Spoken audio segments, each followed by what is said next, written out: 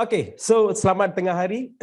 So kepada pelajar baru, I'm Cikgu Ram, your bio teacher. Okay, so first of all, I would like to congratulate you all because hari ini dari pagi sampai malam ada kelas kan, ada slot kan. So korang dah bangun awal, so dah mula pada kita mula pukul 8.30 kan. So daripada 8.30 sampai malam kita ada program. So hope you all will enjoy all this seminar. And then today's focus kitanya adalah more to topik-topik ramalan. Topik apa yang penting kena fokus dalam masa yang tersingkat ini. Okay, so still got how many days more for your SPM? Class, masih ada berapa hari lagi? 3 days to go, right? Okay. So all the best. Okay. Never mind, sure you will do the best. Okay, so pelajar, tanpa melengahkan masa, hari ini cikgu nak masukkan topik-topik ramalan. Okay, apa you perlu fokus? Okay, what are the important topics, important subtopic you should focus for this SPM examination? So are you ready for that? Okay, so analysis sudah ada dalam nota awak. I spent around 3 hours to prepare this analysis. Okay, so maksudnya saya kena go through all the trial papers. Okay, so pelajar, ramalan maksudnya for this year, obviously we cannot see the past year track. Why? Because you all are the first batch of the KSSM. Betul tak? So we only go through based on the trial papers, and then based on the teachers' knowledge, okay, the network knowledge. And also the teachers also have something like an instinct, you know. Kita tahu benda ni ada klik, benda ni lah akan keluar. Topik ini akan keluar. So based on this instinct, I'll gather everything and then I make it one list. Okay? So korang semua sudah dapat. Yes or no? Ini semua analisis, nanti go through. Tak penting sangat. Yang ini. Dalam nota awal sudah ada. Am I right?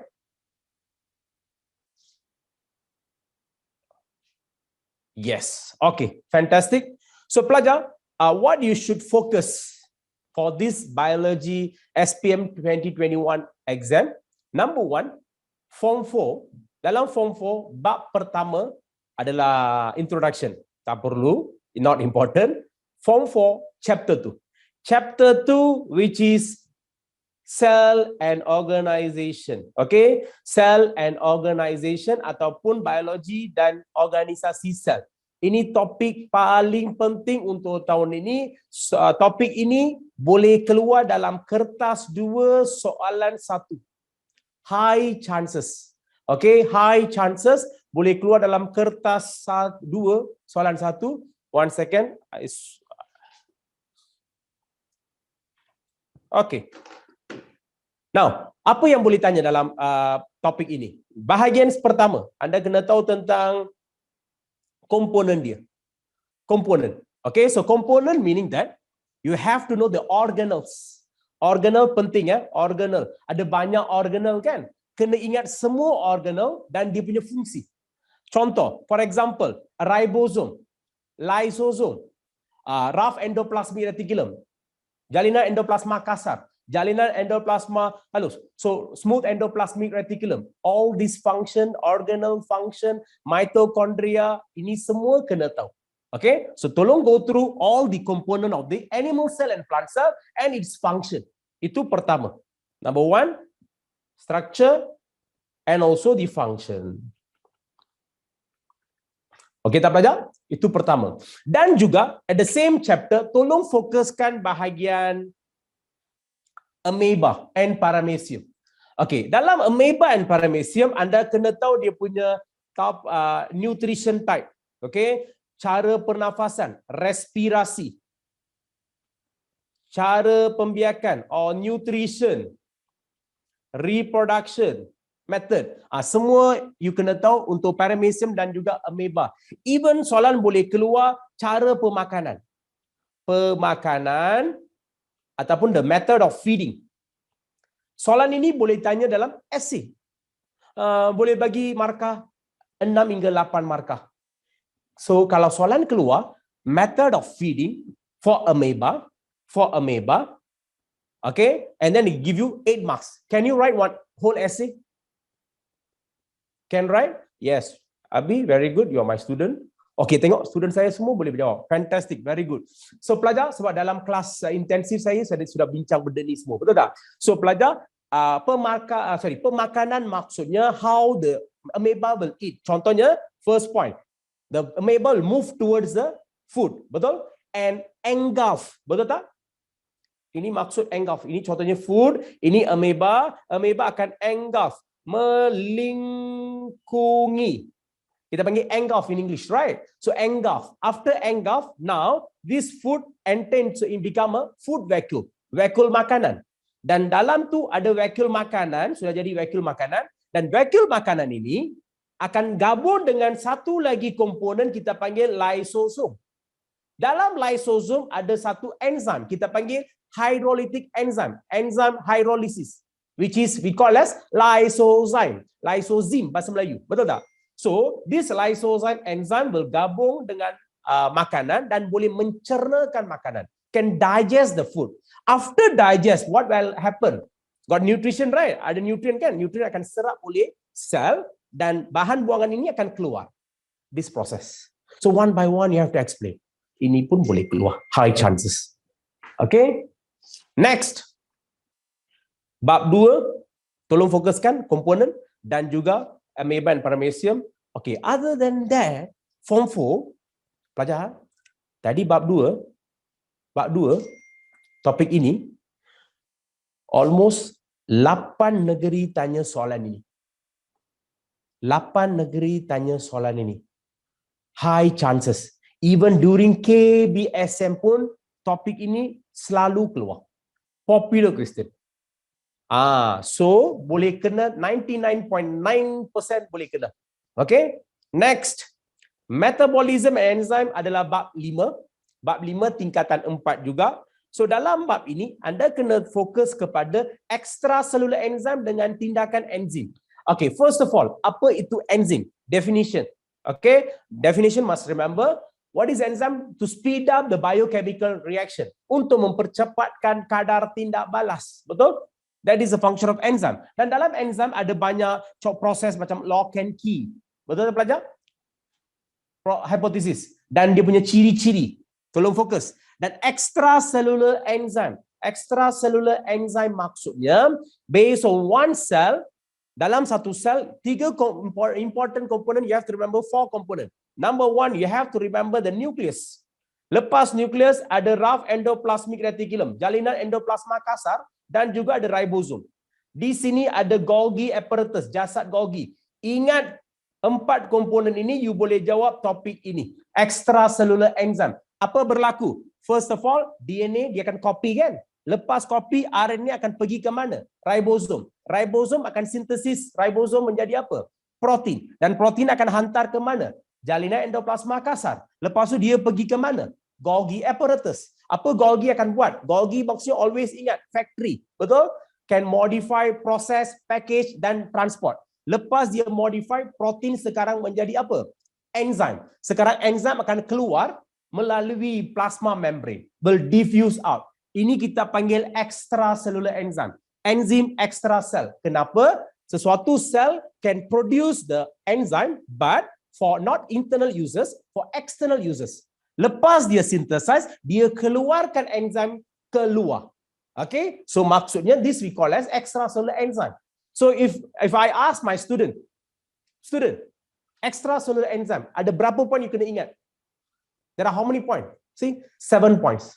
So when you remember the 7 point, you no need to worry, confirm you can count in this question. Right? Let's move on to the next part. So tolong fokus bahagian ini, tolong fokus. Next, bab seterusnya adalah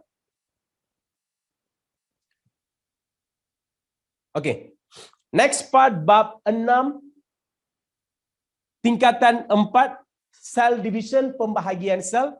Dalam ni you kena fokus meiosis. Bukan mitosis, fokus lebih kepada meiosis. Okay? So, dalam meiosis anda kena fokus lebih kepada bahagian crossing over, pindah silang. Pelajar, pindah silang, crossing over. Tolong fokuskan bahagian tersebut. Okay? So, meiosis, there are two process. One is the meiosis 1, another one is what? Meiosis 2. Betul tak? Satu sel pecah menjadi 2 dan 2 sel pecah menjadi 4. Ini kita panggil meiosis 1, meiosis 2. So, tolong fokus, dia punya ada 4 fasa atas, 4 fasa di bawah dan juga total 8 fasa. So, you have to know the chromosomal behavior. Soalan boleh tanya awak, lukiskan kromosom. So you have to know how to draw. And then boleh tanya tentang pindah silang, crossing over. Kenapa kena buat crossing over? Untuk menunjukkan variasi or to show what? Variation. Okay? Variation. That is the function of the pindah silang. Next, important part, non-disjunction. Very famous juga, okay? Non-disjunction. So pelajar lebih kurang 4 negeri tanya topik ini juga. Dan non-disjunction ataupun tak disjungsi maksudnya kromosom semasa anafasa. Anaphase, there is a 2. We are talking about meiosis, right? So during meiosis, there is a 2 anaphase. Anaphase 1 and anaphase 2. Am I right? So dalam anaphase 1 and anaphase 2, dalam anafasa 1 dan juga anafasa 2, berlaku proses apa pelajar? First prophase, lepas tu metaphase. Ingat, metaphase maksudnya M for middle. Kromosom kena tersusun pada sata katulistiwa. Arranged at the middle, equator, right? After this, what happened? Yes, start to separate. So pelajar, contohnya ini adalah pairs of chromosome. What happened is, so ini kena bahagi pada separuh-separuh. Maksudnya sebelah kiri satu, sebelah kanan satu. But what happened at contoh, at chromosome number 21, tiba-tiba dia tak nak separate completely. Sini semua dua-dua ada, sini kosong. Langsung tak ada apa-apa. Can you see? This one left, one right. One left, one right. But this part, let's say chromosome number 21, dia tak pecah betul-betul. So apabila tak pecah betul-betul, incomplete division berlaku. Apabila incomplete division berlaku, ini menjadi satu gamit. Apabila gamit ini berlaku persenjauhan dengan gamit yang normal, maka boleh dapat apa pelajar? Sindrom. Due to kromosom nombor 21, boleh dapat satu sindrom, namanya adalah syndrome Down or Down syndrome. Are you clear? So, what is the non-disjunction? Maksudnya, pembahagian kromosom tak komplit, tak sempurna. Apabila tak sempurna, maka boleh menyebabkan masalah-masalah sindrom. Ini boleh menyebabkan kandungan kromosom akan berubah. Kita punya normal kromosom 46. So, due to this non-disjunction, what happened? It can cause kurang satu ataupun lebih satu. Are you clear? Kurang satu ataupun lebih satu. Fantastic? Clear? Okay. So tolong fokuskan bahagian ini dalam bab cell division, pembahagian sel, meiosis dan non-disjunction. And tolong fokuskan interfasa juga. Interfasa ada 3, G1, S, G2. Betul tak?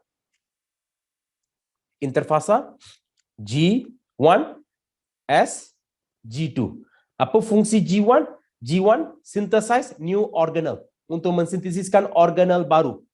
Okay? Organelle. S, DNA replication. Replikasi DNA. Maksudnya kromosom macam ni, dia akan replicate. Replicate. Ni replikasi. Replikasi DNA. Next, S, G2 synthesize ATP. Untuk membuat proses pembahagian sel, sel memerlukan energi, tenaga kan? So, tenaga tu boleh dapat daripada proses G2. Are you clear? So, tolong fokuskan bahagian ini juga. Now, move on. Bab 7. Bab 7, cellular respiration, respirasi sel. Okay, bab 7, cellular respiration, respirasi sel. As you all know, respirasi ada 2 jenis. Satu adalah aerobik, satu lagi fermentasi ataupun fermentation. Kan? Okay, dalam aerobik respiration, respirasi aerob adalah dengan kehadiran oksigen. For example, now we all doing aerobic respiration. Am I right? Meaning that we got enough of oxygen. So apabila ada oksigen, apa berlaku? Apabila ada oksigen, dalam sel kita ada glukos. Glukos campur dengan oksigen, dia akan menghasilkan karbon dioksida, water, and also ATP, energy. Ini kita panggil aerobic respiration. So kita boleh menghasilkan berapa molekul of ATP? 38 ATP, ini normal. Tapi you kena fokuskan lebih kepada bukan aerobic, tolong fokuskan at the same time you have to study lah. But this part is very important. Fermentation. Fermentasi. Okay? Fermentasi ada dua. Okay? Fermentasi ada dua. And then alcoholic fermentation and also lactic acid fermentation. Okay? Alcoholic fermentation and lactic acid fermentation. Pelajar, excuse me. Kalau okay, I know hari ni ada yang tak boleh join, okay, tak sempat nak join, and then satu lagi, some of the student they unable to copy or jot down all the points here. No worries, okay. Benda seminar hari ni kita tengah record. Lepas record, kita akan upload yang ini dalam kita punya Genius Edu YouTube channel on Monday onwards. So by subject kita akan separate and then we will upload. So please, subscribe our channel and turn on the notification bell also, so that apabila kita masukkan kita punya kelas, so you can notify. Boleh? Okay, very good. Now, alcoholic fermentation. Then there is a two fermentasi. Satu adalah alcoholic, satu lagi lactic acid fermentation. Okay, ini tolong fokus juga. Okay, alcoholic maksudnya pelajar ethanol. Yes or no? Ethanol. Okay, ethanol ada dua boleh tanya. Satu adalah yeast, satu lagi plant, tumbuhan. Betul? Tumbuhan. Lactic acid pun boleh tanya dua bahagian. Satu adalah muscle cell, sel otot. Satu lagi adalah lactobacillus ataupun boleh tanya yogurt. Tadi. So pelajar, yeast. Kalau ada masa nanti saya akan explain sebab I have to finish everything, all the ramalan within this 1 hour because we got a back-to-back slot. So lepas saya habis, the next teacher will take over my slot, the class, right? So kalau ada masa nanti saya explain little bit lah. So pelajar, yeast fermentation dan plants ini boleh menghasilkan alcohol. Basically, I'll tell you, this will produce what? Alcohol. Okay, alcohol ataupun ethanol. Kita panggil ethanol. Dan yang ini pula boleh menghasilkan lactic acid. Lactic acid. Kalau animal cell, human cell, kalau kita buat anaerobic respiration ataupun lactic acid fermentation, kita boleh dapat lactic acid. Lactic acid can cause what? Side effect, muscle cramp, kekejangan otot. Betul tak pelajar? So all this you have to know. Then how to pay back the oxygen debt. Cara nak bayar balik apa? Hutang oksigen. Macam mana? Tolong fokus bahagian itu. Okay? Now, other than this chapter 7, chapter 9. Chapter 9, nutrition, human digestive system. Nutrisi dan sistem pencernaan manusia. Tolong fokuskan bahagian digestion, penyerapan, and balanced diet. Okay? Ini penting.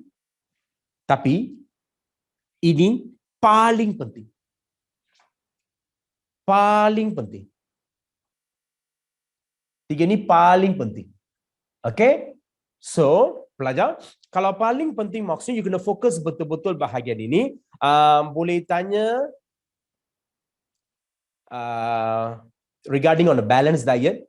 So, kesan kepada kesihatan.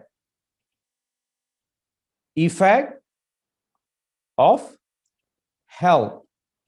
Kalau you makan a certain type of food, apa kesan? Boleh tanya macam tu. Every day you eat fast food, hantam. Hari-hari makan KFC, McDonald. Apa jadi? Confirm, obesity, ada banyak masalah kan? Apa kesan? Effect. You have to write all the terms. Obesity, high blood pressure, cardiovascular disease, penyakit jantung, semua. Okay, that part is important. And also you can, they will ask, ini satu soalan. Soalan kedua, you kena bagi cadangan. Cadangan, diet. ataupun suggestion. Appropriate diet. So orang terlalu obese. So what are the advice you can give to him? Boleh tanya soalan ini semua pelajar. Ini bukan soalan-soalan structure. Ini adalah essay material. Kalau soalan ini keluar, dia boleh keluar lebih kepada bahagian essay. So tolong fokus. Kalau boleh, go through trial papers.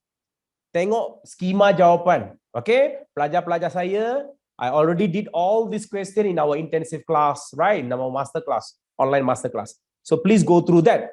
Next, boleh tanya gastric bypass. Pintasan gastrik pun boleh tanya, maksudnya potong. Makanan tak masuk. Sebenarnya makanan masuk ke mana? Perut kan? Tapi potong dan sambung di sini. Makanan tak masuk perut. Dia terus masuk ke mana?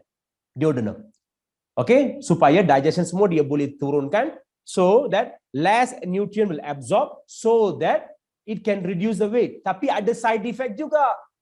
Cepat boleh vomit, malnutrition. Apa kesan baik dan juga kesan buruk? Tolong fokus. Okay, next.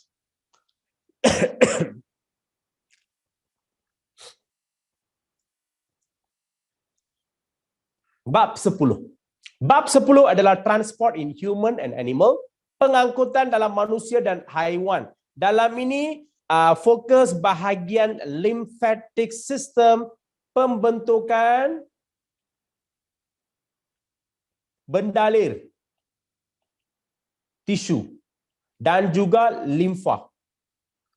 Tissue fluid, formation of the tissue fluid and also lymph. Macam mana pembentukan? Betul tak? So the blood will flow due to the high pressure, due to the tekanan tinggi, blood plasma will diffuse out. Betul tak? Dan sel itu akan membasahi, is a bathed with the liquid. That liquid is known as the tissue fluid.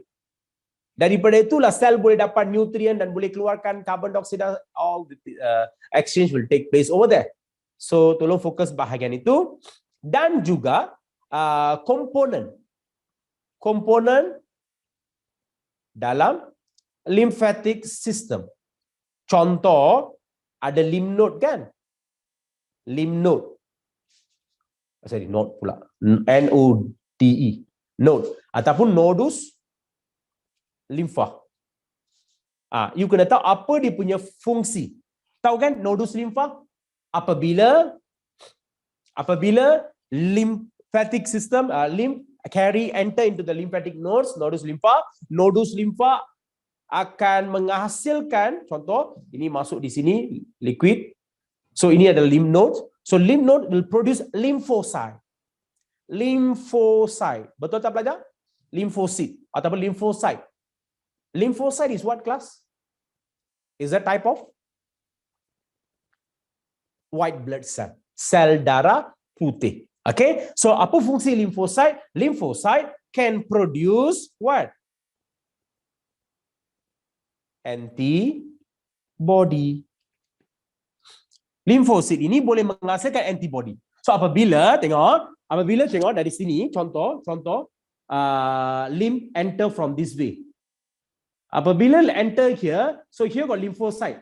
This lymphocyte will produce antibody. Kalau ada apa-apa pathogen, this lymphocyte can kill the pathogen. Boleh membunuhkan pathogen dan filter dan masukkan di sini, ke dalam sini.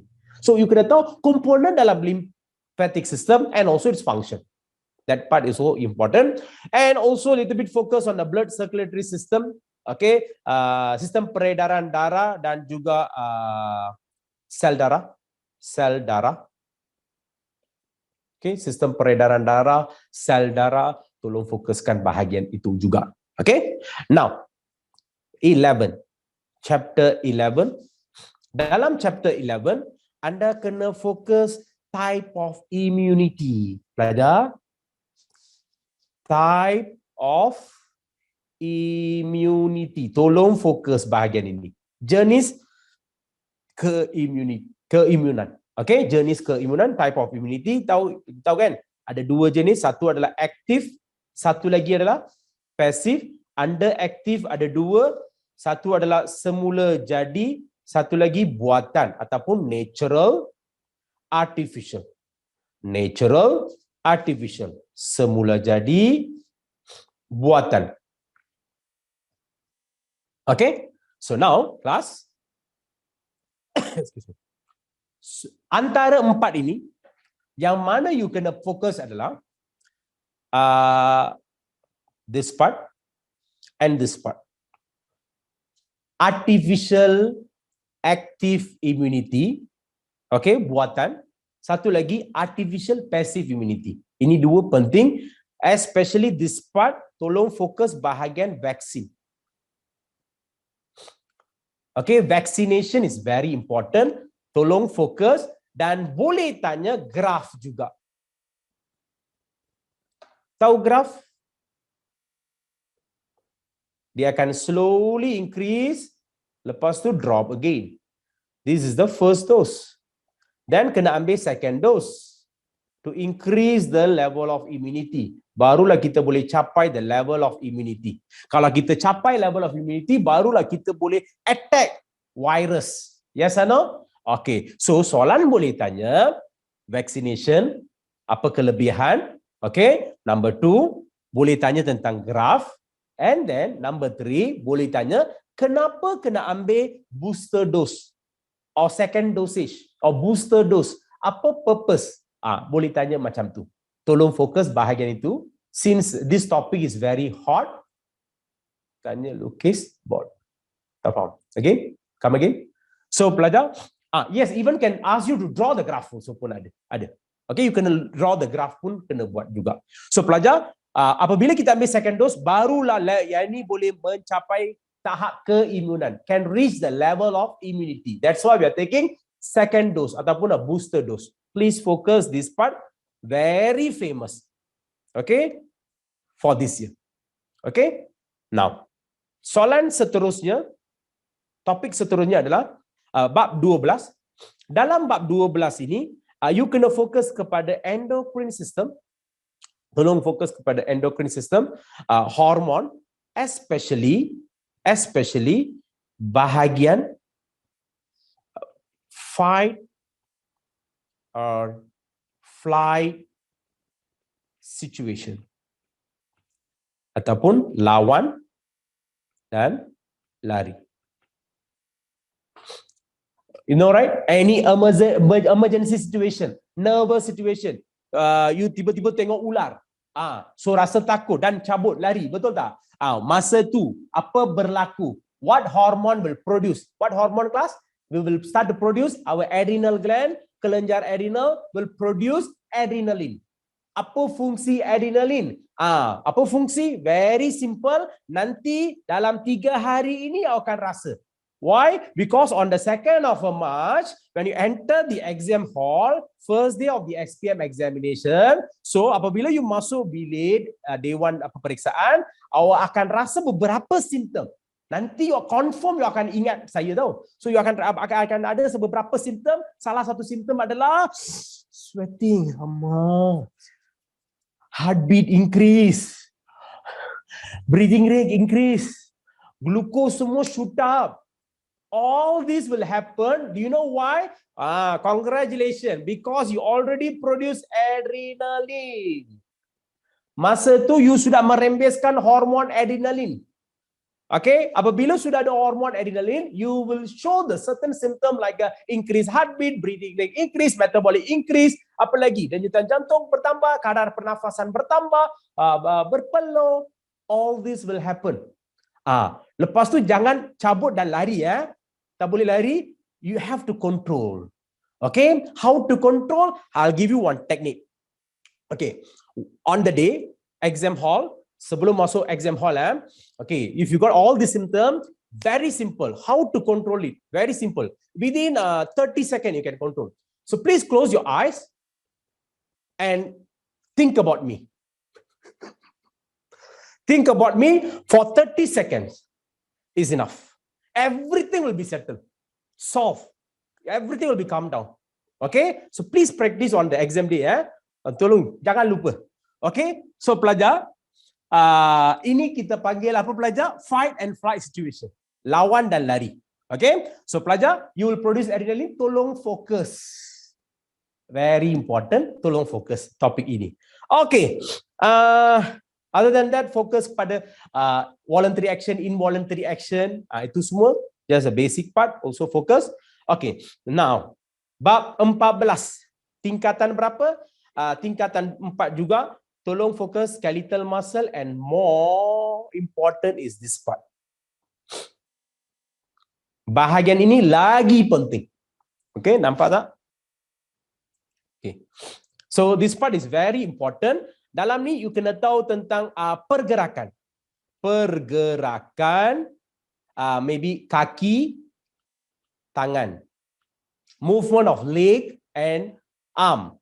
Okay, so when you apabila you jalan, kaki ada 4 muscle kan? Which one contract? Which one relax? Antagonistic muscle. Tolong fokus antagonistic muscle. Not only for human, also for animal. Grasshopper, belalang, cacing, earthworm. Tolong fokus. Ada antagonistic muscle. 2 muscle kan? Bicep, tricep, fokus. So that part important. So inilah topik penting dalam Form 4. Form 4 syllabus. Now let's we enter Form 5 syllabus. Dalam Form 5, bab 1, di mana organization, plant, tissue and growth, organisasi tisu tumbuhan dan juga pertumbuhan. Dalam ni fokus bahagian growth curve in plant, lengkungan pertumbuhan dalam tumbuhan. Maksudnya anda kena fokus kepada apa pelajar? Di sini ada 3. What are they? 1, 2, 3. Number 1, what is that? Annual plant, tumbuhan semusim. Biennial plant, tumbuhan dwi musim. Okay, perennial plant, tumbuhan saka, bahasa Melayu. Betul? So yang tumbuhan, 3 tumbuhan ini tolong fokus, dan graf tolong fokus, dan apa dia punya contoh? Contohnya macam semusim. You tahu kan, semusim maksudnya tumbuhan itu boleh tumbuh 1 tahun. Ini dwi 2 tahun. Ini saka, more than 2. It can be a 5 years, 6 years. Okay, so ini adalah tumbuhan, dan juga tolong fokus. Contohnya ini semua labu, contoh pumpkin, carrot di sini, bunga raya ataupun mangosteen, mangga, ini semua rambutan, ini semua nombor 3. Okay, so tolong fokus bahagian pertumbuhan, lengkungan tumbuhan. Lengkung pertumbuhan. Next, bab 5, chapter 5, bab 5. Okay, chapter 5, form 5. Tolong fokus bahagian phytohormon. Pelajar, apa tu phytohormon? Phytohormon. Phyto means plant. Plants, hormon. Hormon tumbuhan. Hormon tumbuhan. Okay, kalau you tengok hormon tumbuhan ada banyak. Berapa banyak? Ada 5. Auksin, gibberellin, cytokine, abscisic, ethylena. So ada 5. But antara 5 ni, tolong fokus bahagian auksin and also ethylene. Okay, auksin and also ethylene. Dan I punya instinct say that this one especially will come out. Auksin. Kalau auksin keluar, tolong fokuskan bahagian role of auksin. Role of auksin in geotrophism. Peranan auksin dalam geotrofisma. Apa tu geotrofisma? Geo mean G, gravity. Betul? So, for that you have to know the seed one. Okay, student saya, you sudah tahu sebab I already discussed this question. Okay. Depan dengan belakang ada auksin hormon. Okay? Auksin hormon. Depan dan juga di belakang ada auksin hormon. Ini after germinate, the seed germinate, percampuran berlaku, bahagian ini akan menjadi sebagai apa pelajar? Plumel. Ini radical. Nanti radical ini tukar menjadi apa? R, radical, root. Plumel menjadi shoot, pucuk. Okey, akar dan juga pucuk. Okey, so soalan dia akan tanya, why the root have to bend downwards, must go towards the soil? Yang ni kenapa against to excuse me, against the soil and go towards the sunlight? You kena tahu the reason. So for that you need to explain. Soalan ni boleh keluar dalam essay. Okay, so pelajar sebelum tu anda kena tahu fungsi oksin. Basically, oksin can what you call stimulate the growth, but there is ada syarat. Apa syarat dia? Kalau root fungsi dia lain, shoot fungsi dia lain. Betul tak? Akar, pucuk. Okay, what is the function of the auxin hormone at root? Auxin hormone at root inhibit the growth. Yes, inhibit the growth ataupun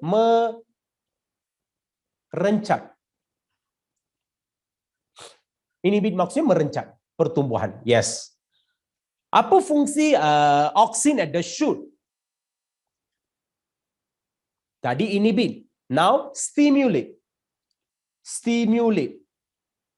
Merangsang. Maksudnya, kalau oksin berada di akar bahagian bawah, iaitu boleh inhibit, minimize, tak boleh grow. But atas, at the shoot part atau plumel area, what happen? The oksin will stimulate. Maksudnya boleh merangsangkan pertumbuhan. So, you have to explain. First of all, due to the gravity. Apa berlaku pelajar? Disebabkan gravity, semua oksin hormon akan turun di bawah. Am I right? Oksin hormon ini akan turun di bawah. So you have to explain that part. Lepas explain oksin hormon dah turun ke bawah, apa berlaku? Ini semua dah turun di bawah. Sekarang di bawah. Oksin semua dah turun di bawah. Okey, pelajar, due to this is the plumel.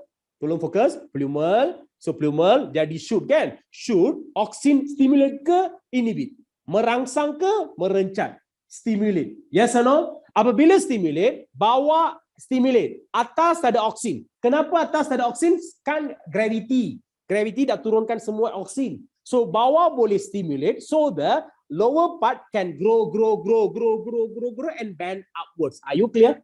Atas tak tumbuh, bawah balik boleh tumbuh dan enlarge. The cell can enlarge and then can grow, will bend upward. That's why can go up. Why the root going down? Because according to our formula concept, dalam root ada oksin, but oksin at the root will inhibit, not to stimulate. Inhibit maksudnya merencat. Maksudnya ini tempat ini tak boleh tumbuh, cannot grow, cannot enlarge, but atas boleh. Apabila atas boleh, bawah tak boleh. Atas grow and then bend downwards. Yes or no? Bend downwards. So that is the reason. Clear? Tolong fokus bahagian ini. Boleh tak pelajar? Next. Chapter 6. Sexual reproduction in flowering plant. Pembiakan seks dalam tumbuhan berbunga. Dalam ini fokus bahagian pollen grain, embryo set. Debunga dan juga pundi embryo. So pelajar, kalau pollen grain, tolong fokuskan dia punya pembentukan pollen grain. Okey, macam mana dia boleh berlaku pembentukan pollen grain? Tolong fokus bahagian itu. Dan juga double fertilization. Double fertilization. Persenyawan ganda dua. Pollen grain ada dua nukleus. Yes or no? Satu adalah tube nucleus. Satu lagi adalah generative nucleus. Tube nucleus, generative nucleus. Nukleus penjana, nukleus tube. So, apa fungsi dia? Dan yang mana boleh menghasilkan dan boleh menggandakan menjadi male nuclei? Generative nucleus. Betul tak? So, ada dua male nuclei. So, dua male nucleus ini akan fertilize dengan apa pelajar? Polar nucleus dan juga egg cell. Apabila berlaku persenyawan, maka dapatlah persenyawan ganda dua. Okay, double fertilization. Tolong fokus bahagian ini. Okay, so tolong fokus bahagian ini. Now move on to the next part, chapter 9. It's not so important, but tolong fokus. Tolong fokus juga. Mangrove swamp colonization and succession of mangrove swamp ada 4 spesies. Yes or no? 4 spesies. Okay, tolong fokus that part. And apa kelebihan? Okay, compared to the normal plants, and then pokok paya bakau, apa kelebihan? What is the advantage? What are the problem they are facing? Apa barrier? Yes, masalah. Contoh, sini tanah dia normal, sana tanah dia lumpur. Yes or no? Problem number 1. Problem number 2, ini ada garam tak? Normal plant dekat luar. Tak ada. Sana ada garam. High saline water. Number 3, the temperature here is very high. So the rate of transpiration will be very high. So how to minimize? So you kena tahu masalah-masalah semua, how they overcome the problem. Biji benih. Kalau ini biji macam ni. Normal. Seed. So lepas jatuh dia boleh berlaku percambaan dan boleh tumbuh satu tumbuhan yang baru. Tapi ada tak biji untuk paya bakau macam ini? Tak ada. Lain. Macam mana? Like this.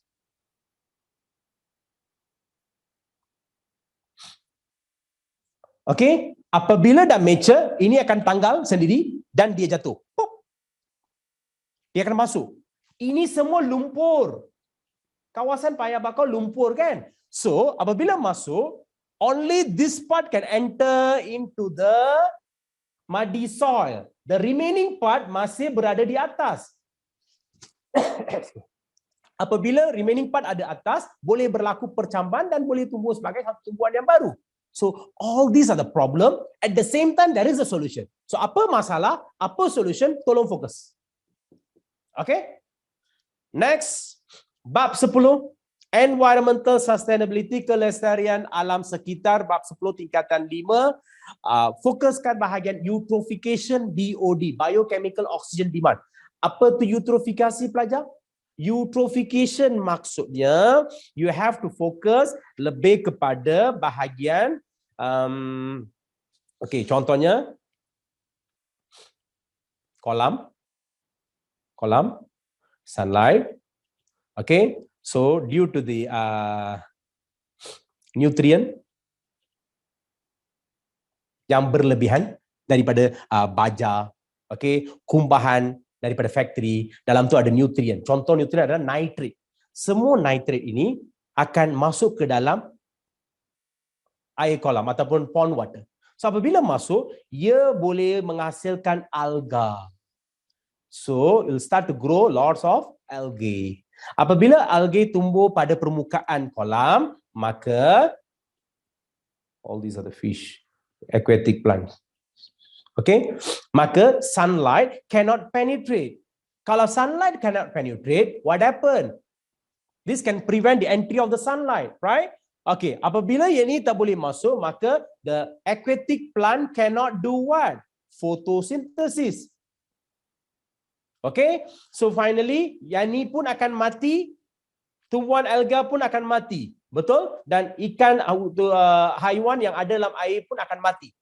So to decompose all these things, there will be form one bacteria. Apa nama bakteria? Aerobic bacteria. Dia akan guna banyak oksigen supaya nak buat oxidize the decomposition. I want to do the decomposition process. So, aerobic bacteria. Of course, ada perkataan aerobic kan? Aerobic maksudnya you sudah tahu. Kena guna apa belajar? Oksigen.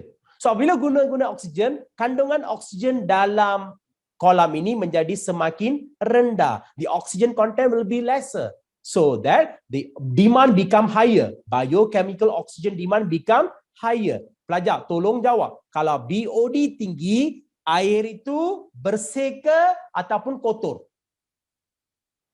BOD tinggi, tercemar. So, highly polluted water. Tolong fokuskan bahagian ini. How to test? Boleh guna methylene blue solution. DCPIP. Okay, methylene blue solution. Apabila kita masuk methylene blue solution, warna biru tukar kepada apa pelajar? Tukar kepada colorless.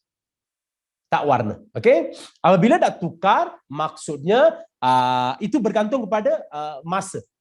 Kalau sangat cepat, sangat kotorlah. Tolong fokus bahagian itu. Okay. So at the same time, please focus this part, environment. Okay, bahagian environment, you kena tahu tentang pemeliharaan dan pemuliharaan. Preservation and conservation of the environment. Okay, 5R, recycle. Tolong fokus bahagian ini. Deforestation, how to overcome the problem. Okay, so what are the problem? All this related to the environment. Ada dalam bab ini, bab 10. Tolong fokus bahagian ini. Kalau ini keluar, confirm keluar dalam essay. So get ready for that. Okay. Most probably, soalan nombor 11. Soalan nombor 11. Okay, next part. Bab seterusnya, chapter 10. Okay, sini. Inheritance. Inheritance, tolong fokus Mendel's first law, second law. First law tahu kan? One characteristic, one trait. Dihybrid maksudnya two characteristic, dua ciri-ciri. Contohnya, the color of plant and also the size. Dua karakteristik. Shape. Satu, color, warna. Ciri kedua, shape. Betul tak? So, you kena tahu. Contohnya, color adalah blue. Big B. Shape is round. Big R. Sini small b, small r.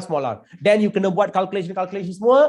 Lepas you buat 1 dan 2, finally you kena dapat jawapan apa pelajar? 9, 3, 3, 1. Kalau you dapat yang ni, barulah jawapan awak betul. So please focus. But among this part, tolong fokus, bagi attention, the more attention on this part. Inheritance in human. Okay, inheritance in human ataupun pewarisan manusia. They will ask you to find the possibilities. Contohnya, father, mother. Father ada color blindness. Mother tak ada color blindness. Normal. Father ada color blindness. Mother tak ada color blindness. Okay, so what are the possibilities to get a color blindness kid? Boleh tanya macam ni. Okay, so kalau macam ni contohlah, I give you example. Let's say color blindness, the normal one we call as big B, normal. Small b got a color blindness. Buta warna. Apa tu buta warna? Tak boleh nampak warna. Warna apa? Hijau dan juga merah. Right? That is a buta warna. So let's say father and mother, this is the color blindness. Maksudnya X.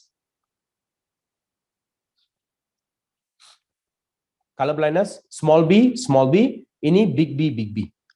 Sorry, big B. Big B maksudnya normal. So what is the possibilities? So you do dua-dua sama, turun satu kali small b, turun satu kali big B. So gabung menjadi apa belajar? Big B, small b. Maksudnya kalau mereka dapat anak, semua anak adalah apa belajar? Normal, carrier, or color blindness. Normal ataupun pembawa ataupun buta warna. Ini kita panggil carrier. Carrier, pembawa. Same thing like a certain disease. Hemophilia, boleh tanya hemophilia. Albino, you tahu albino, kulit tukar menjadi putih. The whole body will turn to white color. Even the air also will turn to white color. Mata, bulu, kening, ini semua akan tukar. That we call as a albino. So let's say they can ask you one suggestion. Let's say one girl and boy. So the girl is normal, not normal, carrier of albino. Boy is also carrier of albino. Dua-dua carrier. Tak ada effect. Kalau ingat kalau tak ada carrier maksudnya tak ada effect, no effect. Kalau dua-dua carrier, what happened? Let's say albino, normal is A, saya letak normal A, small a is got albino. So how to do? Due to the carrier, pembawa kena letak dua-dua kan? Big A, small a. Big A, small a. Sekarang pecahkan yang ni, dapatkan gamete through meiosis, kena tulis yang itu semua, sebelah kiri, small a. Big A, small a. Sekarang fertilization, 1, 2, 1, 2. So what is the answer? Big A, big A, big A, small a, big A, small a, small a, small a. So ini normal, ini dua carrier, ini adalah albino. Maksudnya kalau girl ini dengan boy ini masih bercinta, soalan keluar macam ni, masih bercinta, boleh tak mereka kahwin? You have to give suggestion. Cannot. Why? Because apabila mereka kahwin, there is a 25% boleh dapat anak albino. Kesian dorang. So better jangan kahwin. Cari orang yang normal. You pun pergi cari orang yang normal. That is your suggestion. Faham tak? This part, this schematic diagram, you have to draw yourself. Tolong fokuskan bahagian ini juga. Clear? Faham? Understand? Mingpai ma? Okay. Now, next, last one is a mutation. Tolong fokuskan mutation. Bahagian mutation ada dua jenis mutation. Mutation. What is a mutation? Changes in the number of chromosome arrangement, sequence of chromosome, perubahan dari segi bilangan kromosom. Okay, itu kita panggil mutasi. Mutasi ada dua jenis. Satu adalah gene mutation, satu lagi adalah chromosomal mutation. Tolong fokuskan dua-dua bahagian. Macam mana boleh dapat sindrom? Yang ni boleh relate dengan non-disjunction. Okay, tolong fokuskan bahagian ini juga. Are you clear? Understand? Boleh? Very good. Fantastic. So, pelajar, these are the important topics you need to focus for this year SPM Biology. I'm pretty much sure kebanyakan topik yang saya bincang tadi akan keluar dalam exam awak. So tolong fokus betul-betul. I just give you the topic and apa benda yang boleh keluar sahaja saya bagi. Okay, so tak ada masa nak explain one by one, right? So kalau tak ada saya akan explain topic by topic. Contohnya, my student know about this. Ini adalah fermentation. Fermentation. So regarding on the fermentation, as I told you, fermentasi ada dua. Alcoholic fermentation dan juga lactic acid fermentation. Fermentasi apa? Acid lactic. Kalau fermentation lactic, alcoholic ada dua, yeast dan juga plant. Kalau plant biasanya fokus kepada padi. Paddy plant. Padi walaupun dia ada banyak, dia buat banyak lactic acid fermentation, alcoholic fermentation, dalam tu ada banyak alkohol tetapi masih tak boleh mati. Kenapa? Dia ada satu enzim. Dia ada high tolerance dengan alkohol. Sebab itu tak boleh mati. Kalau plants yang normal, tumbuhan yang kecil-kecil yang normal, kalau kena sedikit alkohol pun dia even can die because alcohol is a poisonous substance for the plant. So, you have to know. Yeast, ethanol. Kita masuk yeast dalam baking a cake and all that, right? So, ada nampak tak? Ada kembang sebab apa? Karbon dioksida. Dan you can ask me, sir, maksudnya kita makan roti, dalam roti itu ada alkohol ke? Ethanol ke? Mana boleh? Tak adalah, ethanol mudah meruap. Due to the high temperature, is evaporate. Penyejatan berlaku. Betul tak pelajar? So maksudnya dalam roti itu tak ada ethanol. So pelajar, ini semua, kalau normal class, I can teach more detail. But now mind, if you got a chance, you can join my LMR class. Okay, my LMR class will be okay. Ini saya LMR class, kita tengah buat LMR class. So my LMR class will be on 8 of March and 15 of March. 2 jam. Satu hari sebelum biology. Ini adalah sebelum few exam lah. So 2 jam. Dalam ni apa benda yang saya ajak ni, I want to enter recap again one by one, topic by topic.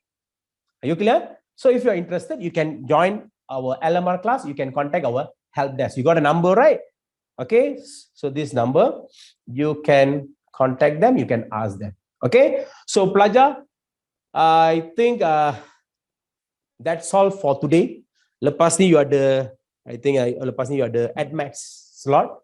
Okay, so thank you so much for joining our program, and kalau boleh jumpa lagi. All the best for your exam. Do your best and take care. Bye bye. Stay safe.